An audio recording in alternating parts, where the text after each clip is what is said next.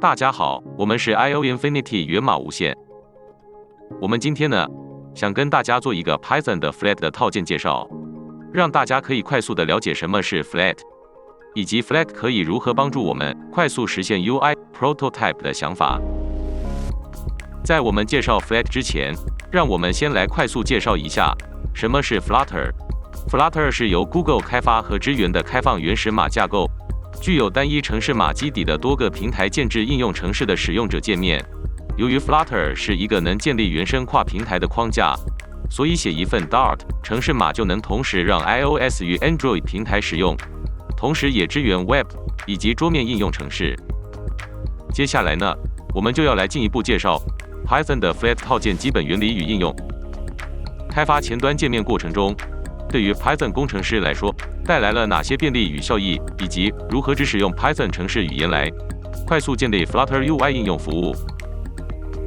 实际开发过程中 ，Python 开发人员不需学习以及编写 Dart 程式语言，只需要使用 Python 程式语言即可开发跨平台的 Flutter App 来实现你的 UI 设计想法。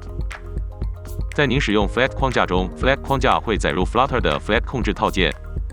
来为您的专案产生一个使用者图形界面。Flat 不只是封装了一些 Flutter 小元件，并且借由以下方式加大 UI 的调整设计弹性：一、组合较小的小元件；二、隐藏复杂的 UI 框架逻辑；三、最佳 UI 界面实作模式；四、应用适当的预设参数值。借由上述的 Flat 框架设计，使得 Python 工程师在不需付出额外太多学习成本下，让大家搭建自己的跨平台应用程式 UI 界面时，既简易又快速。开发我们第一个 Flat App 之前，让我们先来快速了解一下 Flat 架构的设计。以 Flat 桌上型作业系统的 App 为例，我们用以下3个面向说明此 Flat 架构图：一、Python Runtime； 二、Flathead Server； 三、Flat Client。首先，你会撰写一份 Flat Python 程式脚本档案，并在终端机上执行相关 Flathead Server 指令。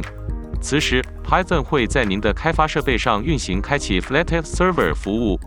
并且透过 WebSocket 连接到 Flathead Server。Flathead Server 主要的任务有哪些呢？ Flathead Server 是用 Golang 程式语言所编写的 Flat Web Server， 主要用于侦听 TCP 端口的资料，接收从 Python Runtime 传送过来的 Flat Page 更新资讯。Flathead Server 本身就是一个 Web Server。Flathead 对于 Flat Web App 会记录下所有使用者的 Session 状态，但是对于 Flat Desktop App 只会记录一个 Session 状态。Flathead Server 进一步会针对这些 Session 的 Page 资料内容，在 Python 程式和 Flat Client 之间调度更新页面，以及产生使用者界面生成的 UI Event。生成 UI Event 后，借由 WebSocket 发送给 Flat Client， 让 Flat Client 可以依据这些 UI Event 来生成对应的 Flutter UI 页面，或是更新 Flutter UI 元件。接下来 Flat Client 主要又做了哪些事情呢？由目前 Flat 开发文件上可了解，目前 Flat Client 相关指令主要提供2项 Flutter UI 生成，一个为 Web， 另外一个为桌面应用程序。这2个 UI 类型都是用 Flutter 程式库来生成。Flat Client 与后端沟通主要也是透过 WebSockets 连接到 Flathead Server， 进而达到 API 资料串接或是资料存取的功能。详细的后端资料交换的情境，我们也会在后续继续说明。如果您想知道更多关于 Flat 的设计架构，可以到 Flat 官方网站或是他们的 GitHub 程式库寻找看看是否您所想了解的资讯。我们来分享一下这几天开发 Flat App UI 的过程与感想。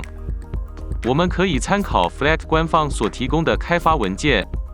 使用 Python 程式来设计 Flutter App UI 界面。在最后部署阶段 ，Flat 会将 Flat 的 Python 程式码转换成 Flutter Web App， 或是产生 Flutter Desktop App。如同前面我们已介绍过， Flat 所产生的 Flutter App UI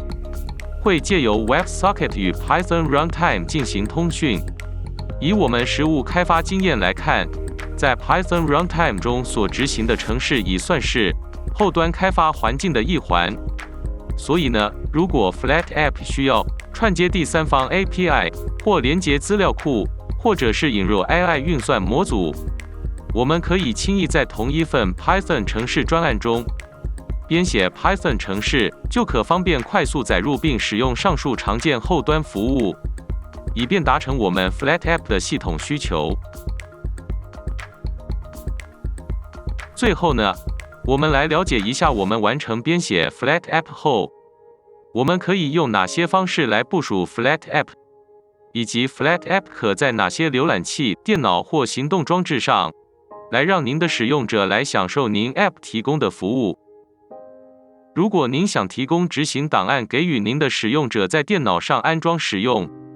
您可以将你的 Flat App 以及 App 所有需的相关套件，可以打包成可执行档案，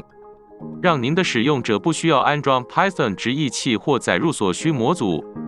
即可在他们电脑上执行启用 Flat App。由于 Flat 已在自己的程式库使用到 pyinstaller API 的函式，所以只要下达一道 Flat 简易指令，即可将 Flat App 以及 App 相关的套件进行程式封装成一个适用于 Windows、macOS 和 Linux 的应用执行档案。另外，打包过程有个条件：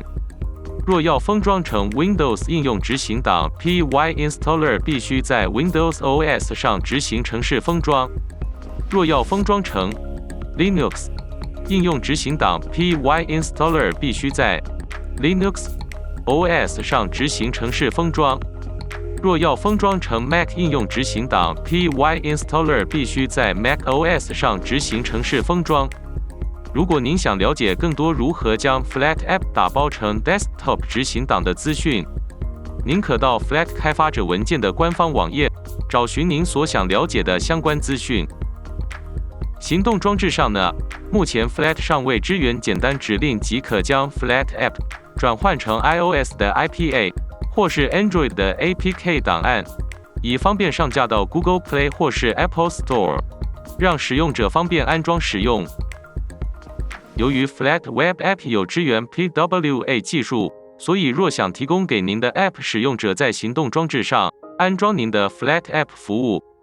可建议您的使用者在他们的行动装置上使用浏览器来开启您的 Flat 网页连接，并且在浏览器上来安装您的 Flat Web PWA 服务，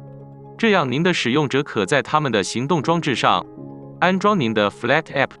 下次您的使用者点选手机上的 Flat App 图示，即可享受您的 App 所提供的服务。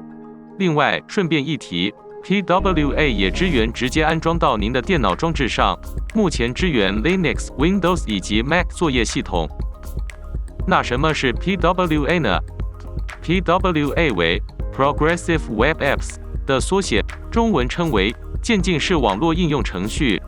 PWA 简单来说就是某个网站可以支援 PWA， 若使用有支援 PWA 的浏览器，即可点选浏览器 PWA 安装相关的按钮，即可在电脑或行动的设备上安装 App。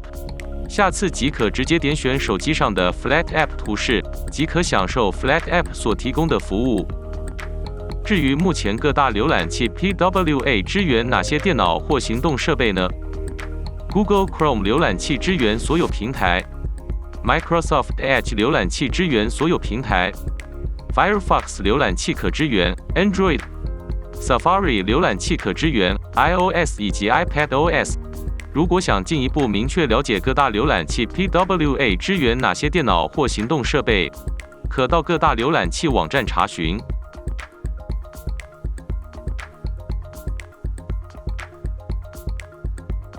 以上就是我们近期尝试使用 Python Flat 的体验心得。